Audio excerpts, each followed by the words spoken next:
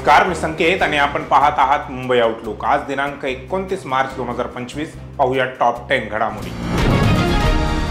माजी मंत्री धनंजय मुंडेंनी करुणा शर्मा यांना दर महिन्याला 2 लाख रुपयांची पोटगी देण्याचे आदेश वांद्रे सत्र न्यायालयाने दिले होते। दरम्यान न्यायालयाच्या अंतरिम आदेशाविरोधात करुणा शर्मा मुंडे यांच्याकडून धनंजय मुंडेंविरोधात दाखल केलेल्या याचिकेवर आज सुनावणी झाली। यावेळी धनंजय मुंडेंच्या वकिलांकडून असा दावा करण्यात आला की धनंजय मुंडे यांचे करुणा मुंडेंसोबत झालेले लग्न अधिकृत नाही। धनंजय मुंडेंनी मी मुलांना स्वीकारत आहे, परंतु मी त्यांच्या आईशी लग्न केले नाही असा युक्तिवाद धनंजय मुंडेंच्या वकिलांनी केला। तर येत्या 5 तारखेला या संदर्भातील सर्व पुरावे न्यायालयात सादर करणार असल्याचे करुणा शर्मा मुंडे यांनी सांगितले। दरम्यान या युक्तिवाद आणि प्रकरणावर सामाजिक कार्यकर्त्या अंजली दमानी यांनी आपली प्रतिक्रिया दिली आहे। धनंजय मुंडे आणि करुणा शर्मा यांचा हा वैयक्तिक वाद आहे, परंतु जर खरंच दोघांचे लग्न झालं असेल आणि त्याचे पुरावे करुणा शर्मा मुंडे यांच्याकडे असतील तर धनंजय मुंडे यांची आमदारकी नक्की रद्द होईल, यात काही शंका नाही, अशी स्पष्ट प्रतिक्रिया अंजली दमानिया यांनी दिली आहे।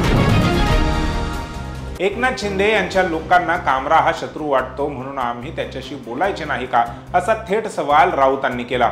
आम्हालाही वाटतं की प्रधानमंत्री नरेंद्र मोदी आणि अमित शहा हे या राज्याचे शत्रू आहेत, पण शिंदे तर त्यांच्या पायाशी जाऊन बसतात ना, असा चिमटा त्यांनी काढला। आम्ही आमच्या भूमिका मांडत राहू, असे राऊत म्हणाले। सुषमा अंधारे आणि कुणाल कामरा यांच्यावर हक्कभंग आणला असेल तर त्यांच्या आमदारांचा अधिकार आहे, त्यावर आम्ही उत्तर देऊ, असे ते म्हणाले।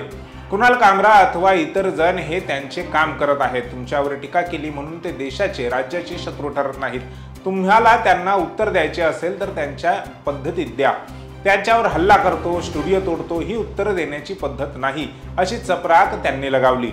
तर अजित पवारांना हे सगळं मान्य आहे असं दिसत नाही, असं वक्तव्य संजय राऊत यांनी केलंय। कोण वाघ्या कुत्रा? एकच वाघ होऊन गेला, तो म्हणजे छत्रपती शिवाजी महाराज आणि छत्रपती संभाजी महाराज, असं म्हणत उदयनराजे भोसले यांनी वाघ्या कुत्र्यावरून सुरू असलेल्या महाराष्ट्रातील वादावर संतप्त प्रतिक्रिया दिली आहे।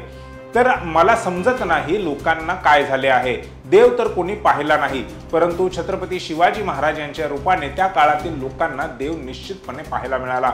आज या लोकशाही छत्रपती शिवाजी महाराज हे मूळ पुरुष आहेत, त्यांना आपण युगपुरुष म्हणतो।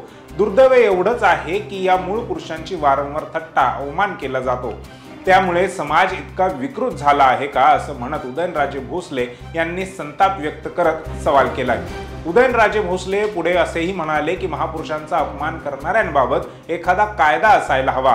मकोका सारखा कायदा आहे, त्याप्रमाणे किमान 10 वर्षे सक्त मजुरीची शिक्षा लागू झाली पाहिजे, असा कायदा अद्याप लागू करण्यात आला नाही। जर सरकार छत्रपती शिवाजी महाराजांना दैवत मानत असेल तर या अधिवेशनात का कायदा पारित केला नाही, असं म्हणत त्यांनी खेद व्यक्त केला। शिवाजी महाराज सर्वधर्मीय नव्हते, शिवाजी महाराज हिंदू धर्माच्या रक्षणासाठी होते। शिवाजी महाराजांवर सर्व धर्म समभाव हे चिकटवले गेले आहे, असे वक्तव्य शिवप्रतिष्ठान हिंदुस्थान या संस्थेचे संस्थापक संभाजी भिडे यांनी केले आहे। पुढे त्यांनी असेही म्हटले आहे की शिवाजी महाराजांसारख्या अलौकिक व्यक्तीचा राजकारणासाठी उपयोग करत आहेत। त्यांचा उपयोग राजकारणासाठी करून घेण्याची हाव असलेले प्राध्यापक, व्याख्याते आणि शिक्षक हे भाडोत्री आहेत। स्वतः शहाजीराजे यांनीही हा देश हिंदुत्ववादी आणि हिंदूंचे राष्ट्र करण्याचा होता, तर शिवाजी महाराजांचा उपयोग हे प्रत्येक जण स्वतःच्या स्वार्थासाठी कसा होईल हे बघतोय, त्यामुळे सगळ्यात चौथा झाला असल्याचे संभाजी भिडे यांनी म्हटले। दरम्यान संभाजी भिडे यांच्या या वक्तव्यावर राज्याचे उपमुख्यमंत्री अजित पवार यांनी भाष्य करत त्यांना खडे बोल सुनावल्याचे पाहायला मिळत आहे। छत्रपती शिवाजी महाराजांना एका विशिष्ट समाजापुरतं मर्यादित करू नका, महाराजांनी कधी जात धर्म पाहिला नाही, असं अजित पवार म्हणाले। राज्याचे मुख्यमंत्री देवेंद्र फडणवीस आज इंदापूर तालुक्यातील नीरा नरसिंगपूर येथे त्यांचे कुलदैवत असणाऱ्या श्री लक्ष्मी नरसिंहाचे दर्शन घेणार आहेत। अगदी काही वेळातच मुख्यमंत्री देवेंद्र फडणवीस हे नरसिंगपूर येथे दाखल होणार आहेत। तत्पूर्वी मुख्यमंत्री फडणवीस यांच्या स्वागतासाठी राष्ट्रवादी काँग्रेस शरदचंद्र पवार पक्षाचे नेते आणि माजी सहकार मंत्री हर्षवर्धन पाटील देखील नरसिंगपूर या ठिकाणी मंदिरात आपल्या अनेक कार्यकर्त्यांसह दाखल झाल्याने राजकीय वर्तुळात चर्चांना उधाण आले आहे। त्याचबरोबर उपस्थितांनी भुवया उंचावल्या आहेत। प्रधानमंत्री नरेंद्र मोदी यांच्या ड्रीम प्रोजेक्ट असलेल्या उज्जैन काशी विश्वेश्वराच्या धर्तीवर पंढरपूर कॉरिडॉरला येत्या 3 महिन्यांमध्ये कामाला सुरुवात होणार असल्याची माहिती मुख्यमंत्री देवेंद्र फडणवीस यांनी दिली आहे। मुख्यमंत्री देवेंद्र फडणवीस यांनी श्री विठ्ठल रुक्मिणीचे दर्शन घेतले। त्यानंतर विभागीय आयुक्त, पालकमंत्री, जिल्हाधिकारी, इतर वरिष्ठ अधिकाऱ्यांसोबत बैठक घेऊन त्यांनी तयार केलेला आराखडा पाहिला आणि त्यानंतर विभागीय आयुक्त, पालकमंत्री, जिल्हाधिकारी, इतर वरिष्ठ अधिकाऱ्यांसोबत बैठक घेऊन त्यांनी तयार केलेला आराखडा पाहिला आणि त्यानंतर त्यांच्या आराखड्याला हिरवा कंदील दाखवलेला आहे। आतापर्यंत कोणत्याही प्रकल्पग्रस्तांना मोबदला दिला नाही, त्यापेक्षा जास्त मोबदला पंढरपूर मधल्या कॉरिडॉर बाधितांना देण्यात येईल असे मुख्यमंत्री देवेंद्र फडणवीस यांनी सांगितले।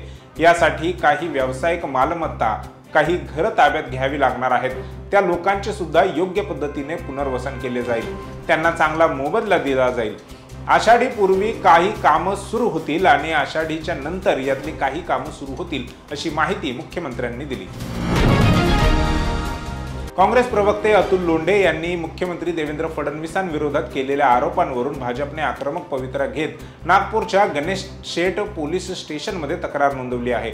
अतुल लोंढे यांच्या विरोधात गुन्हा दाखल करण्याची मागणी केली आहे। काँग्रेसचे मुख्य प्रवक्ते अतुल लोंढे यांनी बोलताना प्रशांत कोरटकर प्रकरणात त्याला मदत करणारा प्रशिक पडवेकर हा मुख्यमंत्री कार्यालयात काम करणारा व्यक्ती आहे का असा प्रश्न उपस्थित करत भाजपने खुलासा करावा अशी मागणी केली होती।